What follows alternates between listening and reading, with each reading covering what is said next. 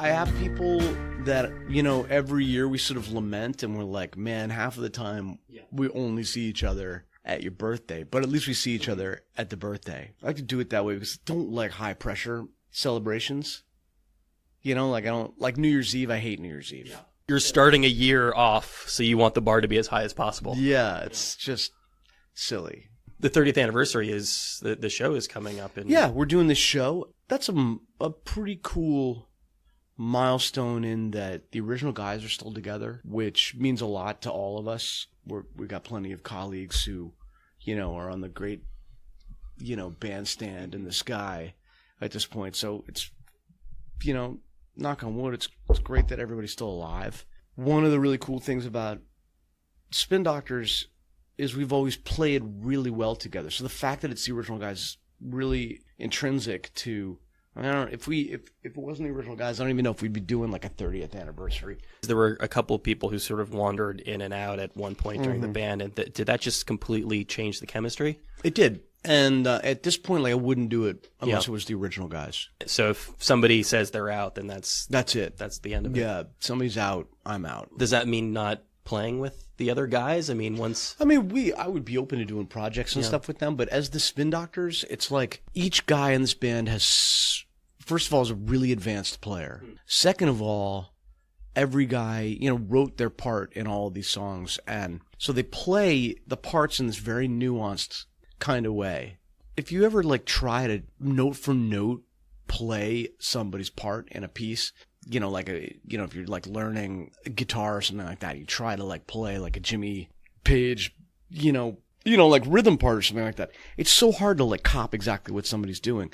In a quartet, everybody's part is so instrumental to the whole thing because there's only three musical instruments and a voice. You would be amazed at how much it shakes things up when somebody else comes in and is playing it with a different feel. It just shakes up the whole thing, and it just doesn't have the same nuanced kind of thing. And then the other thing too is that the communication in this band is such that each guy kind of cues 100 things during the show. Each guy has a little subtle move that they make that sends the band in a certain direction at a certain time. They either do it this way or they do it that way. We all know that something is coming up, in one direction or another. It sounds like you still got a little bit of that jam band mentality there. Absolutely. I think of the jam band school, we were among the more song-oriented, and I think we have a very strong and high level of songwriting in the band. As a result, we had hit tunes and had a lot of radio play, and I think a lot of people think of us more in terms of Little Miss Can't Be Wrong and Two Princes than they do in terms of especially if they haven't seen us live. You moved to New York City in the late 80s, right? Yeah. Was the idea to start a pop band? Was the idea to do something that would essentially get on the radio? Yeah, I always wanted to have my tunes on the radio, but when I was a kid, Led Zeppelin was on the radio, and the Rolling Stones were on the radio. Yeah. The landscape of pop music had a lot more rock and roll in it. The 90s was still a pretty good period for rock music on radio. Certainly, yeah. That's what I'm saying. Yeah. It wasn't, you didn't necessarily have to, the term pop music is so loaded, especially now, When I was a kid, popular music just meant anything that wasn't, opera or classical. Was that's, you'd be taking a guitar lesson and you'd be like, teacher would be like, well, that's, a popular technique, I find myself talking about the state of popular music and I find myself sounding like a very old person when I discuss it. And I wonder how much of it is just kind of a natural part of getting older and, losing some focus on mainstream culture and how much of it is actually a legitimate shift in the industry. In music itself, there's been a major paradigm shift, in my opinion. Up until a few decades ago, up until the late 20th century, the underpinnings of American popular music and rock and roll music and of most music that people were listening to was blues and jazz. And in the last couple decades, the underpinning of most popular music is now hip hop and or electronic music. It is definitely different. It's definitely different. When I was a kid, the stuff my grandparents listened to was Gershwin, and my dad was listening to tons of black music.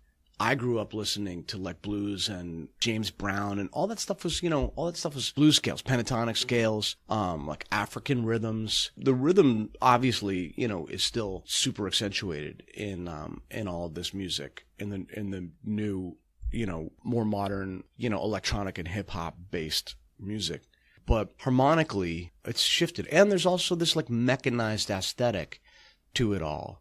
People are so used to hearing stuff that's like rhythmically clock-like and perfect. I think my brain started shutting off when autotune came into the picture. To me, it's sort of like it's like Arl cilantro, it's just this, it will completely destroy a song. I mean, I do listen to a lot of hip hop, but it seems like the one aspect that really isn't going to age well. No, it's not. I mean, you talk about all of these, like disco music, all of these genres that were really of their time and haven't necessarily, that production choice is really putting that in a period of time.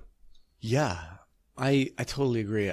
I mean, in my training as a young person, singing in, my high school choir that ended up touring Europe and stuff like that, we were a pretty successful high school choir. And it was like we would get like yelled at for hours about our pitch, just be like, somebody would be singing flat or sharp, and like our choir director would be like, who is that? Who is it? And he would like narrow it down. He'd make everybody sing alone, How often was it you? Never. Nunca.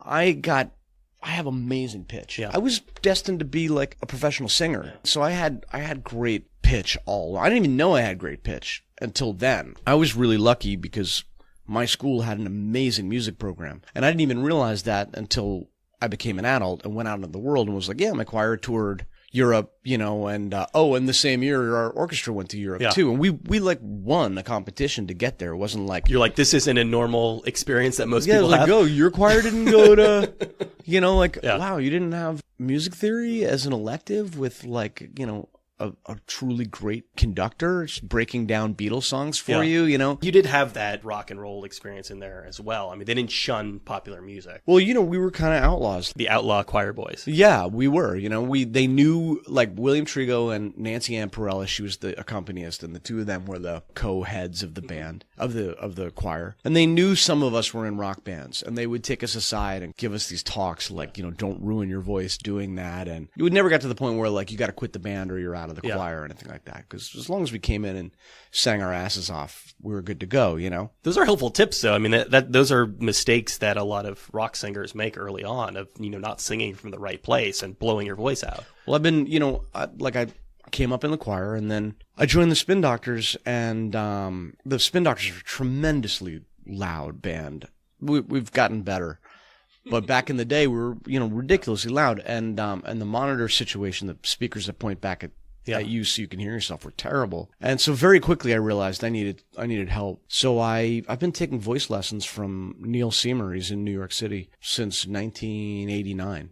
So I've had the same voice teacher for my entire career. That's nearly 30 years at this point, and you still find those lessons helpful? Oh yeah. Look at it this way. Like I always say to people, you're not like, okay, now I'm in the NBA. I don't need coaching anymore. Yeah. The further along you get, the more coaching you need. Are there still lessons that he can teach you, or is it more of just kind of going through the exercises and making sure you're limber and practicing? Yeah, it's technique stuff. It's pure technique. Yeah. It's really easy to like fall into bad habits singing. So it's a lot of just sort of him like putting his hands on me and sort of adjusting my body and then getting me to sing through stuff. I always find new ways to screw up singing, and everybody does. Everybody who sings professionally for a really long time and has a really long career, they all have good training. You get out of whack. And also, he pushes me, like, we've been working together for such a long time, so he'll push me in different interpretive directions and keep me kind of thinking about singing in different ways. And that keeps everything fresh. I've noticed, like, listening to the solo record you put out last year, listening to the band stuff as your careers have progressed, that you are going in new directions, and you are trying new things. And how much of that is a result of this discipline that you're being taught, of being pushed in these new directions, trying new vocal styles? Yeah, I think it's sort of an inward and an outward sort of thing. It's like it's part of my nature to try to keep, kind of moving forward. And then I'm getting all this training and stuff and having these new ideas introduced. So, part of it is like, well, I take lessons because I want to keep moving forward, and I keep moving forward because I take lessons. And then, there's stuff, the band, we all sort of push each other. And we formed this band because we were all kind of one of the best guys around at what we did. And we didn't form we're not like our friends, the Blues Traveler, who were like friends. Yeah. We're friends now. But we started out. We started out we didn't start out as friends. Was it like a flyer at Guitar Center sort of situation, or Eric Shankman, the guitar player of the Spin Doctors, wanted John to do John Popper of the Blues Traveler, the famous harmonica virtuoso. Wanted to do something with John, and they had a band together. He wanted John to up his commitment to this band. And meanwhile, I wanted to do something with John, too. Because John was the kind of guy back then, you knew if John was in your combo, something big was going to happen. John was LeBron. Yeah, John was just this attraction. Yeah. So you knew if he was in your band. He's the rocket ship that's going somewhere. Let's hitch a ride with him. Yeah, definitely. Let's get him in the act. I mean, different for you, though, because you're a singer. So, it makes sense for a guitar player to want to work with him. But how would that work? I just kind of wanted to do, he and I grew up together, so I wanted to do maybe an acoustic thing with him, and I wasn't looking to settle down with John. I was more just looking to see if he wanted to do some gigs around and just see if he wanted to. I don't even think, back then I was 19, so I don't even know how clearly I could see how a band got formed, and I was so young, I didn't really know what the hell I was doing. But John was had me and Eric kind of pushing him. So he introduced me and Eric and was like, look, I want to do the Blues Traveler. Why don't you guys do something together? And Eric and I promptly almost got into a fist fight. Didn't talk for a year. Then I came back to the jazz program he was in the next year. And he came up to me in the hallway. He was like, hey, I'm sorry about that bullshit last year. And he stuck his hand out. I shook his hand. And he was like, we have a little jam in room 206 every Friday afternoon at 2. Why don't you stop by? So Eric then asked me to do a gig with him at a frat up at Columbia University. We did that gig. John Popper was on that gig, not as a permanent member of the band. We had a 4-piece horn section. Aaron Comus, our drummer, was on that gig. Horn section at that point? At that first gig, yeah. You're already envisioning something big at this point, I assume, if there's a brass section. Just kind of it was sort of me and Eric were just putting something together for a gig. So we got the name Spin Doctors, and we got Aaron, our drummer, into the mix. And then we did that gig, and after that, it was obvious we had something going on. We had a great musical rapport right from the get-go. Yeah. And Aaron was amazing. And Aaron was playing with tons of different bands. But Eric and I, we left something up at Delta Phi at the frat. So we go back up the next morning, and it's now the sun is out. We've been up all night. We played until dawn and just making shit up as we went along. It was a crazy, crazy gig. And I mean, people took their clothes off. It was this insane show. It's legendary. Just in the zone. Yeah, it was nuts. And we go back to get a microphone or something like that. And there's a guy standing in the street, and he's just like, did you guys see the band last night? And we're like, Eric and I exchange a glance. We're like, no. What are they called? And the guy's like, Spin Doctors. And we were like, cool. That's a cool name.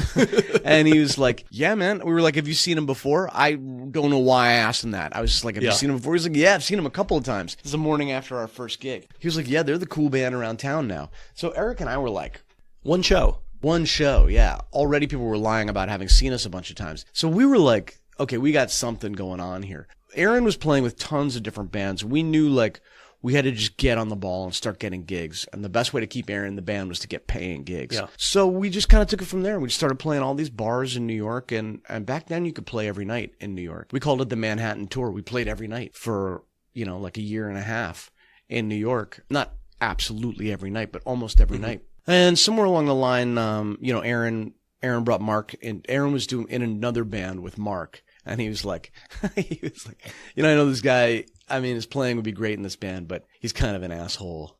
I don't know if you guys would like him. Finally, we were like, well, let's meet him. Let's play with him.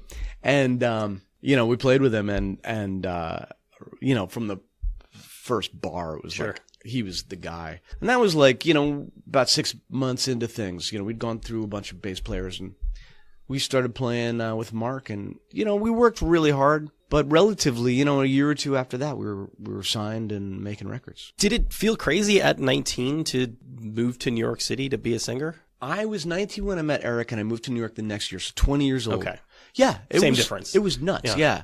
I moved to New York in 1988 with $100 and an acoustic guitar. Was there sort of the notion that, once I blow through this, I'm moving back home, or Did you give yourself a deadline or? No, it was more vague than that. Yeah. It was like, I'm going to move to New York and I'm just going to like see what I can do. Happens. Yeah. I played in the subway a lot. And then like I spent the summer playing in the subway and just being really hand to mouth. The Blues Traveler guys, a bunch of them were in this jazz program. They were playing gigs, but they were also in this jazz program at Parsons. And so I called my dad up and I was like, I don't want to get a music degree, but will you put up the money for me to go to this school?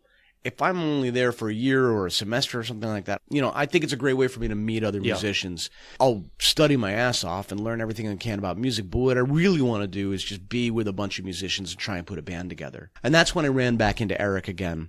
That's where I met Aaron Comas, our drummer. And I learned, I did one semester.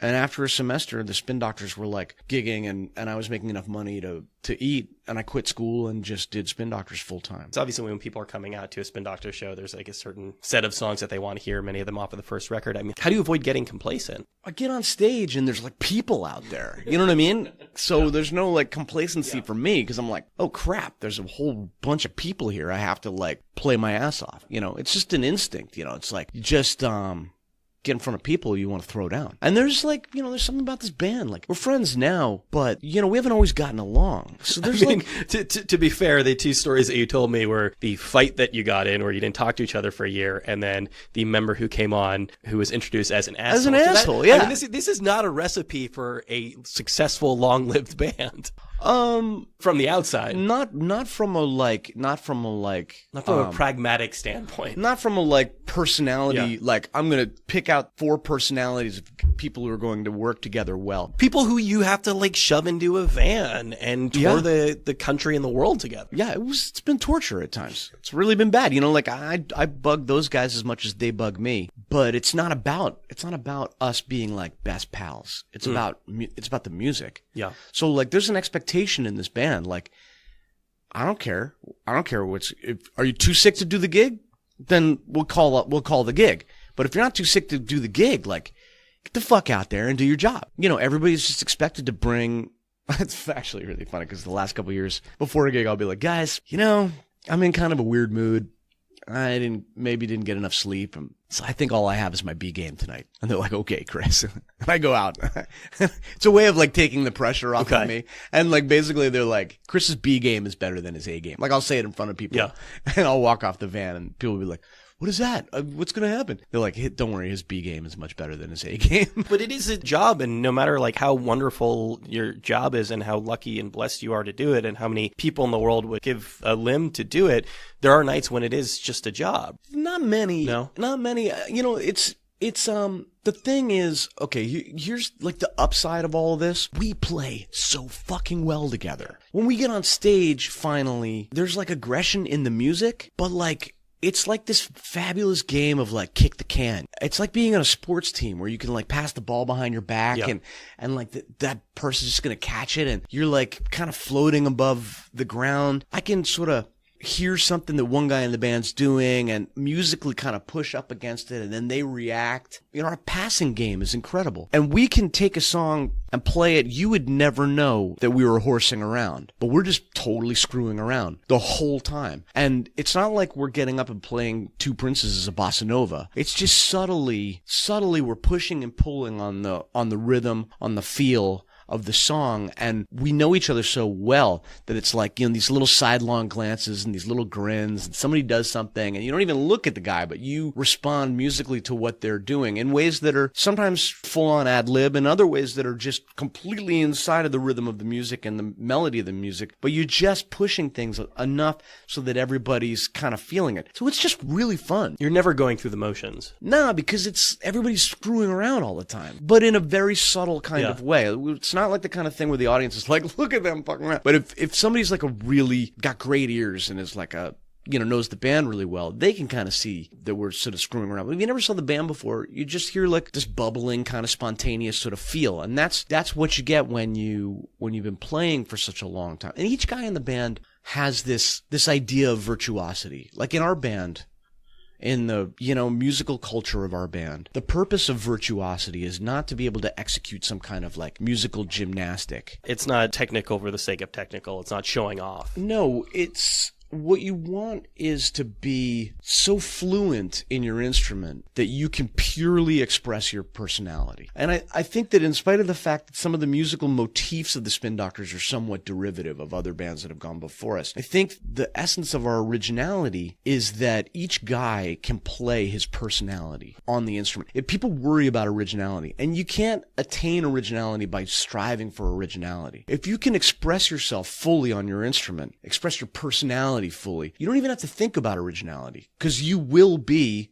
original, because the only thing that's original in this world is a human personality. So, where people go wrong is they're like, I'm trying to do something new. Yeah. You just do you, because you're new. That's why we're still together after 30 years. It's certainly not because we're like madly in love with each other as people. We do really care about each other. You said that it sounds like that was a relatively recent occurrence, that like now you guys are actually off stage friends. No, over the years, very quickly, like we developed a strong, like, emotional rapport. To speak personally for myself, I had a terrible family life growing up. So these guys are like actually enact like a sibling, relationship, there's a familial core that these guys, for me, enact. And you spend more of your life in the band than you did before. I've been in this band like my entire adult life. I was still like something of a juvenile, especially emotionally, when this band formed. So like, don't get me wrong. I love these guys. I love them. Like, I really love them, each and every one of them individually and as a group. But they drive me batshit. And we didn't like get together as a band because we were friends. And that dynamic of like gunslinging, like we're sort of the four,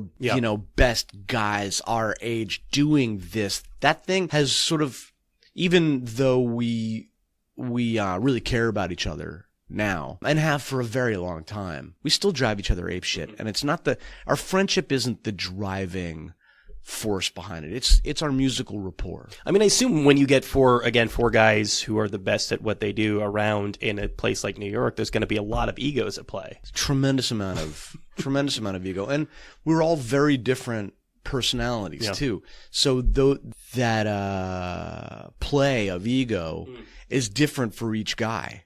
So it's not like we got four guys who are all sort of like operating on the same kind of like ego trip. Each guy sort of has like it takes on like a different manifestation with each guy. So it's pretty complicated. The vast majority of bands, of musicians that I talk to in bands tell me that obviously everyone wants everything to kind of be a democracy, but in order for things to function well, it's got to be a little dictatorial. What we try to do is have spheres of influence. The different guys, like Aaron, our drummer, is like, he's sort of the wisest, most level-headed, even-handed guy in the band. The drummer. That is not... I know, it's funny, right? Ironically, like the person who keeps the beat for the band is usually the least reliable. I know, it's pretty funny. He is really kind of the bedrock of the decision-making process. So generally, Aaron has this sort of gravitas of personality. He's not a pushy guy at all. Somehow, a lot of the time, what he says goes.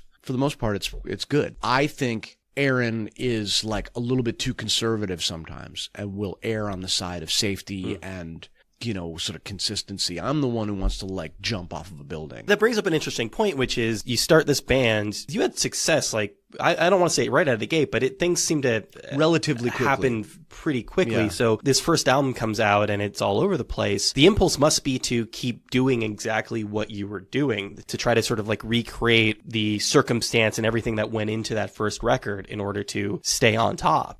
Yeah, which isn't what we ended up doing, and I don't think we didn't negotiate that part of our career very successfully. We were under tremendous pressure from the record company to have another hit and to have one like right away. So we didn't take any time off. We'd been on the road. At that point, we sort of had to work the record twice because we did the like hard slogging van work to get the record deal. Then we made the record. We worked the record for like 2 years and nothing was happening. The record company wanted us to come back and make another record, and we said, no, we're going to stay out. We believe in this record. And then a couple things fell into place and the record took off, so we worked it for another 2 years. By the time it was time to make the next record, we'd been touring nonstop. I hadn't been home for more than a couple of days in a row in years. So the record company, instead of like giving us a little bit of time off, we all just like went down to Memphis into Ardent Studios and made like a second record. It's funny because that's the Lost Spin Doctors record. We made this record. I have a feeling that record is amazing. I haven't heard it since we made it. How does that happen? The record label was like, no, you're not putting this out. It's too raw. It wasn't pop enough. It wasn't commercial enough. It was super raw. It was like they scraped us off the road, dumped us in the studio. Everybody like needed a break, but we were hot from the road. Like we're playing our fucking brains out. The band is at its peak popularity. You go and you pour your heart and soul into this thing, and it doesn't even come out. I mean, that must be. We went back into the studio up in New York and we redid the record. It's the same record. It's that sort of like Dylan thing of the same record recorded in two places. Honestly, like I don't know what I don't remember like that time in Memphis. I remember very vaguely. Like it was I remember like eating some barbecue. I remember like taking a bath in my hotel. I remember there was like an alligator skull in the studio. Yeah. You know, I just remember like little snippets of this and that. It's like that Proust memory of exactly sort of like this dappled sort of impressionistic of pastiche. So I don't even know, but you know, people who've heard that record are like, you guys should have put that record out. It was murder. And then pretty soon after that, Eric left the band. You know, we just kind of spun apart. And no pun intended. God, that was so lame. The merry-go-round kind of broke. And it was several years before the band got back together. And that was like a spot where the personality conflicts, you know, we weren't able to communicate to the point where we could stay together, you know. So that happens after you go back into the studio, re-record it, and the record comes out? Yep. And we were touring that record and then, you know, just honestly, like we should have been in group therapy or something like that. Like we should have done like the Metallica. Yeah, we should have done like the Metallica thing. Yeah. It even occurred to me back then, and Metallica hadn't done that yet. It actually occurred to me back then, like we should be sitting in a room with like a mediator, you know, with a psychology degree, like somebody who can prescribe medication and like, you know, get everybody like on the same page. What was the strain at the time though? Was it the frustration of that record not having come out, or was it just sort of the strain of having been together for so long? It was lack of communication. Yeah. It was lack of communication and sweeping things under the rug, you know, and just like bottling up resentment. And, you know, it's just like four guys who like fundamentally care about each other because we've been thrown together. You know, I've been sort of, you know, I've accentuated the differences in the band. Even after a year of just being thrust together the way we were, obviously, like there's a tremendous amount of regard between the people in the band. We all really cared about each other. And so we would like hurt each other's feelings because we were just young and stupid and not very good at communicating. And we never really dealt with it. And after like 5 or 6 years of that, it was just like this band was this like seething, festering cauldron of mutiny and resentment. And, you know, we really needed somebody. There was no way we could sort it out ourselves. And one night, Eric just stormed off stage, and that was it for several years. This is a conversation I have with a lot of indie rock bands, you know, who get to a certain age where the trajectory has been up and up and up, and then sort of at a certain point it plateaus and, you know, perhaps it goes down. The question is once that starts happening, when, you know, when the rocket ship is no longer on the way up, whether it makes sense to keep going forward. I mean, when everything is like firing on all cylinders and everything is going great, it's probably a lot easier to sort of forgive those frustrations in people and just, you know, hang on for dear life. Well, you know, it's funny because early on, our objective, this was a voiced objective, was to make a living playing music. And that was it. We were like, let's take this as far as we can take it. If we get some hits and we're on the radio and we make $1 million, we're not going to be like, no. But the objective was just to make a living playing music.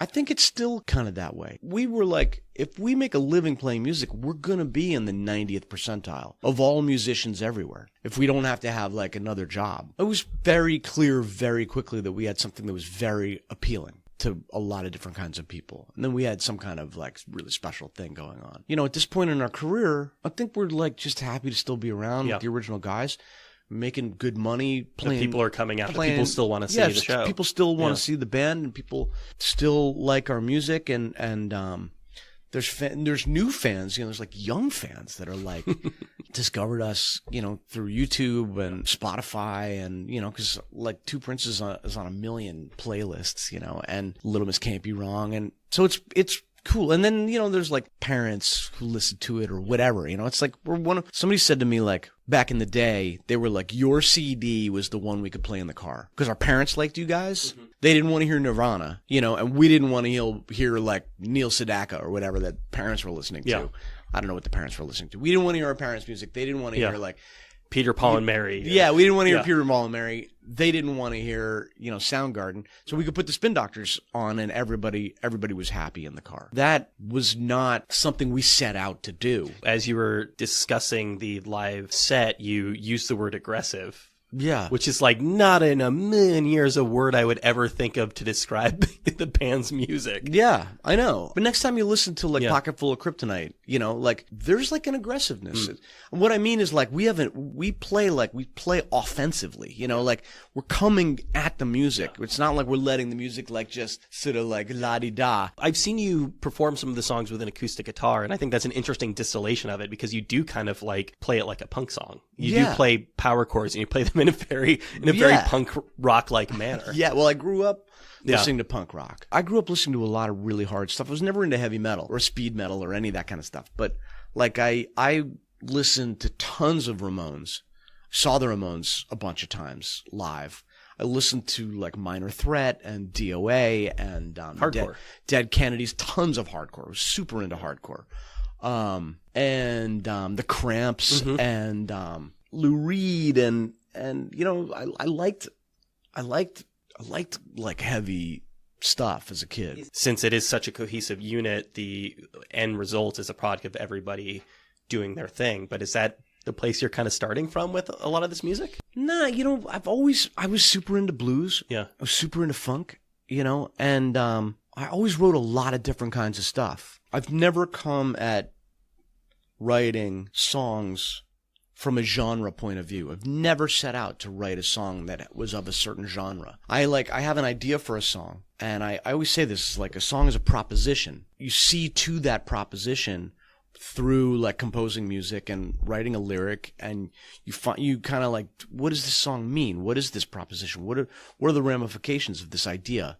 And then you write a lyric that all makes sense and hangs together and all pertains back to the title, where every line has like some kind of a literary device or some reason for being a good line and supporting the entire proposition. But maybe you start with an interesting phrase. Yeah, you start with a phrase, you start with a concept, or you know, you might be just thinking about, you know, some kind of a relationship and you have like a little bit of an insight. A lot of times it's a phrase. A lot of times it's a line, a title. Something just sort of sounds good. Something that sounds good, but you're like, there's a song in that. You have this instinct. And you write the music to support that. Sometimes you're coming from a riff, you know, and you're just singing da-da-da-da-da, do-do-do-do-do, and eventually that turns into some kind of a lyric. But I've always been sort of like, oh, wow, I wrote a little jazz standard, you know, or, oh, wow, I wrote kind of a rocker here, you know, but I'm never like, I'm going to write a reggae song. You know, musicians think in terms of musical ideas. You know, journalists and purveyors of music have to categorize those things so people know what part of the store or where on the internet to look for them or what category to look for them. Like, it's never been, it's really funny because I have tons of conversations in interviews and outside of interviews where people are asking me to define like these genre concepts, you know, in terms of my music. And I'm always just like, I don't think about it that way. I just don't think about it that way. You lost your voice for what, a full year? Yeah. How does that happen? It's what the doctors call idiopathic, which means they don't know. As in the doctors are idiots? Yeah. I mean, one doctor was like, we are idiots. We don't know. Was like laryngitis for a year? No, I had a paralyzed vocal cord. So my right vocal cord was paralyzed, so I couldn't move over and meet the left vocal cord to produce sound. You couldn't talk? I could only whisper. Yeah, it was a nightmare. sucks. What do you do while you're waiting for your voice to come back? Just be really depressed and play a lot of chess.